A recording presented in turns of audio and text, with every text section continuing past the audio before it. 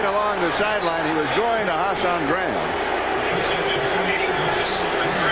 And Graham will kind of file that one away. It is there. It is catchable. It would have been tough. When you're on the bubble, yes, as we said earlier, you've got to make those catches in the preseason to get yourself a plane ticket on that first road trip of the season. Freddie Solomon is the return man. Tom Tupa will kick it away for the Patriots. His second punt of the ball game.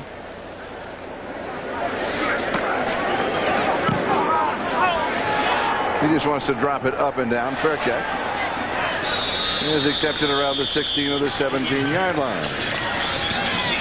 We are still scoreless in Foxborough Stadium. The Philadelphia Eagles and the New England Patriots.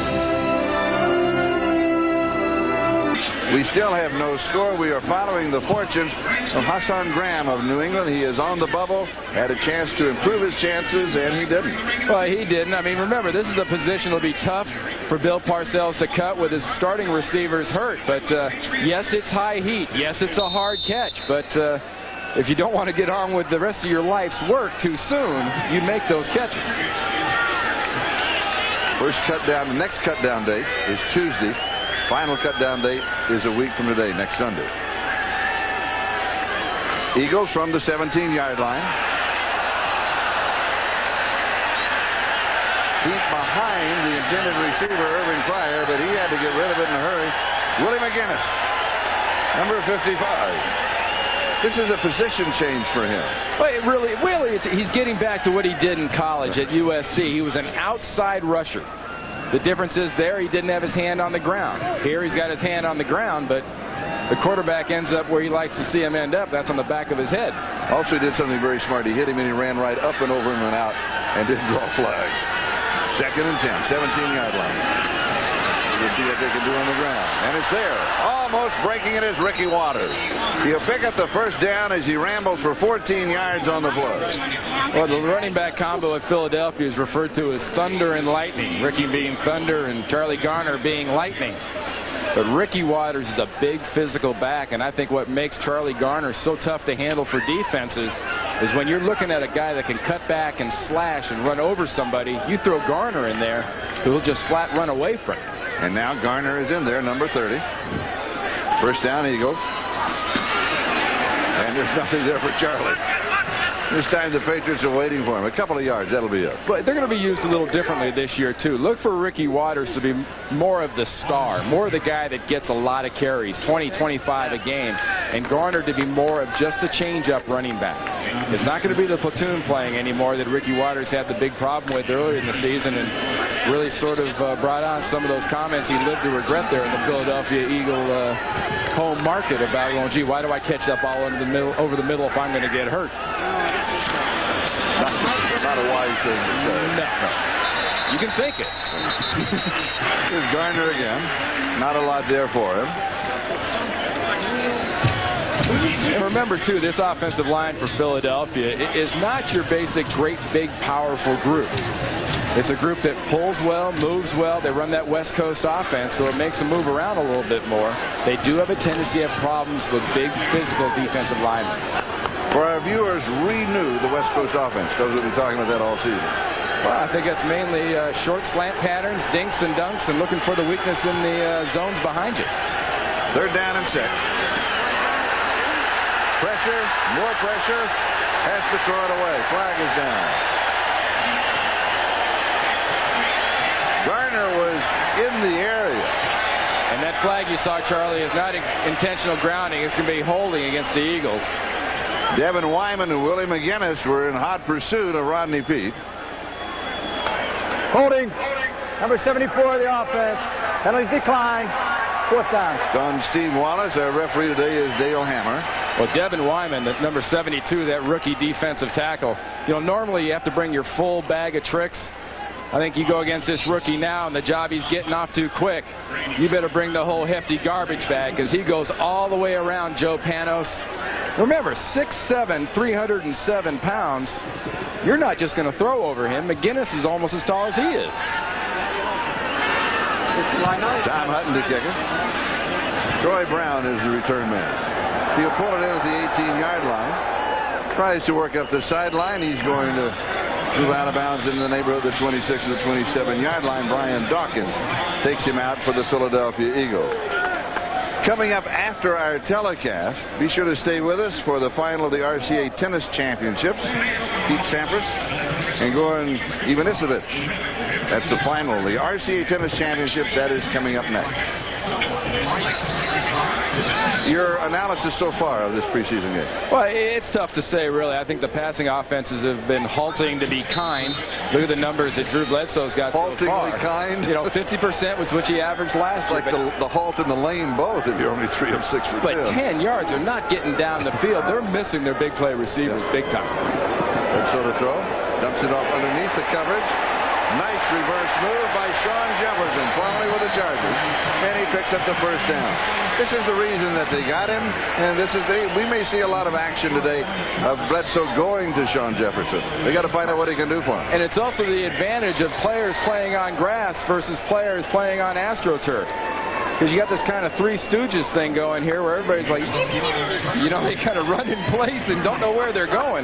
That's not a problem on AstroTurf, but guys go in every which direction on grass. And we're the Two Stooges. Here we go. All right. Come on, get up. Nice stutter stop step.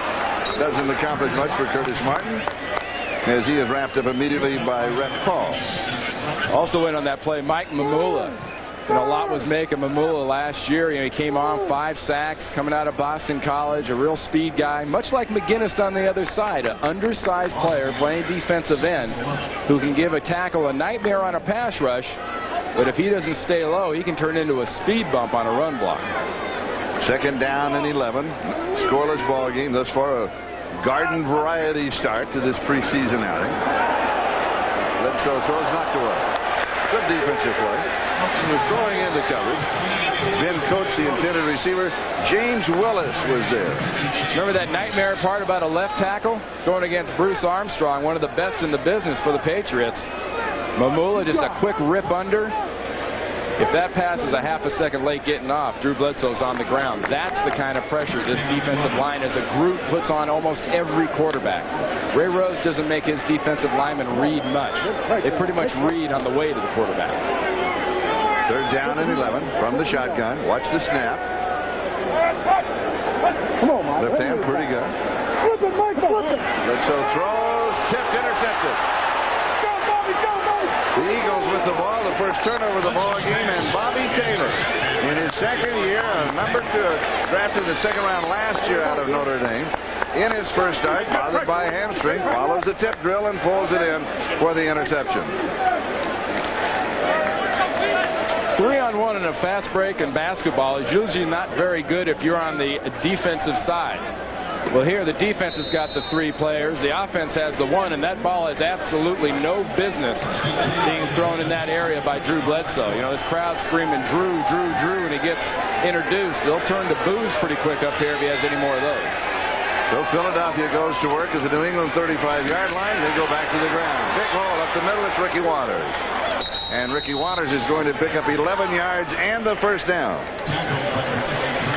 Spotted just inside the 25-yard line. We'll call it the 24, first and 10. Watch Ricky Waters run. He makes a lot of moves, but most of them with his upper body. Look at his lower body. He churns his legs. He's running forward. The moves that are being juked and, you know, the shimmies and stuff are coming from everything above his waist. That lower body keeps going north and south. That's what people love about his running style. Didn't you like what he told us yesterday when we talked to him? He says, curfew is killing me. Pass is incomplete. I thought the perfect veteran statement. Curfew is killing me in 3 seasons. Irving Fryer was the intended receiver. And in this West Coast offense, John Gruden, who studied under Mike Holmgren, this is a very important part of it. But you saw the defensive play there. The little tug on the receiver's jersey. That threw off the hook pattern there. I mean, that is very important for a defensive back to get in there, make those little tugs and pulls, and throw off the timing of the offense. Second down again. Pryor, of course, originally with the New England Patriots. And there's absolutely nothing there for Kevin Turner. Turner formerly with the New England Patriots, as you pointed out at the top of the telecast, and viewers agreed. You know, there's something kind of personal that goes on in this situation, isn't there, when you return back to your old ball club? Well, here's a guy that last year in the second game did an ACL and an MCL, which in layman's term, he blew his knee out really bad. Comes to training camp this year, pulls a hamstring. This is his first chance to play, and the Eagles coaches are very paranoid that this guy's going to be so geeked up, going crazy, that he could actually hurt himself playing. Third down and 10. He has pressure, and he is sacked at the 34-yard line. Mike Jones, number 96, leads the celebration. Anytime you see a quarterback dodge one way, then suddenly twist his head around and see, is there anything backside? The anything answer is usually a bad answer. And that bad answer right there was number 96 in your face for Rodney Peete.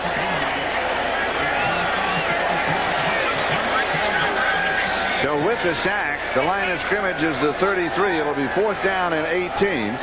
And that means that Tom Hutton is going to come in and try and kick it into the corner, or just hit it straight up and straight down and let it drop around the 10-yard line. And Troy Brown is back at the 8. They'll take enough time.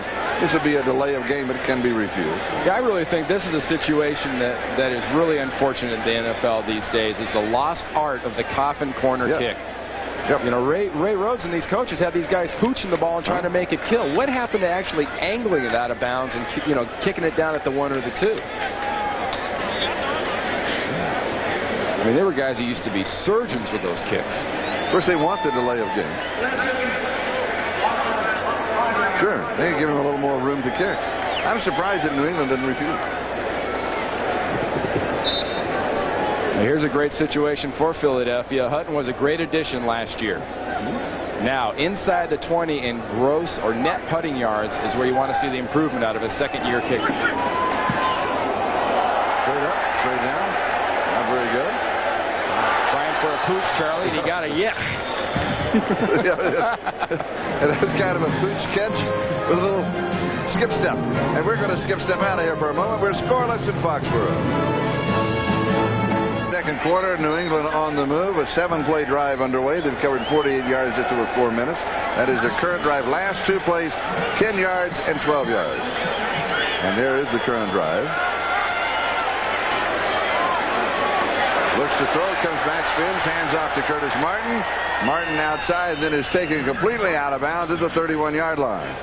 So he'll pick up a couple on the play. It'll be 2nd 8, and Bobby Taylor was there. Yeah, one thing to remember, too, that we're going to see the starters from both these teams for the better part of 3 quarters today. And a running back like Curtis Martin, you saw his numbers from last year and what he's doing so far today at 3 yards a crack so far. But it takes this guy 8-10 carries really to work up enough of a lather to where he's comfortable and ready to go and, you know, feels like he's really into the flow of the game. 2nd down and 8. Bledsoe to throw. Good protection. Fires right on target to Ben Coates. First down, Patriots. Troy Vincent with the tackle. 15 yards. And there's also a little something different you can do with a tight end like Ben Coates is you line them up in a stand-up position. Most tight ends kind of fantasy spot, and you put them out in the slot. Novacek does that in Dallas. Brent Jones does that in San Francisco. And Bledsoe's got that kind of a weapon here in Ben Coates. 16-yard line, first down. Patriots trying to piece together an 81-yard touchdown drive. Started back at their 19 and back to the ground, sliding outside. Not allowed inside for Curtis Martin. Not allowed outside either. But the Patriots last year struggled in what is known as the red zone, the 20 and in. You're being nice, Charlie. They stunk in the red zone last year. They were terrible, and it's something I'm sure Bill Parcells and his offensive coaches in mini camps this year and in training camp so far has absolutely pounded into the brains of these offensive players. I mean, that is the money time. That is when your players like your Ben Coates and your Curtis Martins and your Drew Bledsoes have to stand up and be at their best, and last year they weren't. 2nd down and 10. Looks up as if to throw, comes back with a handoff underneath. 1 yard to the 15-yard line, and it's 3rd down and 9. And at least in the last 2 plays, we haven't seen a lot of improvement inside the 20, have we? Well, not really. I mean, part of that, too, is you're attacking the strength of the defense. You're going right up against, Fuller and Harmon on that other side. And, that's not the easiest way to make your living if you're trying to do that against this Eagles defense. For Drew Bledsoe, the key will and always will be not how he hands off, it's how he throws.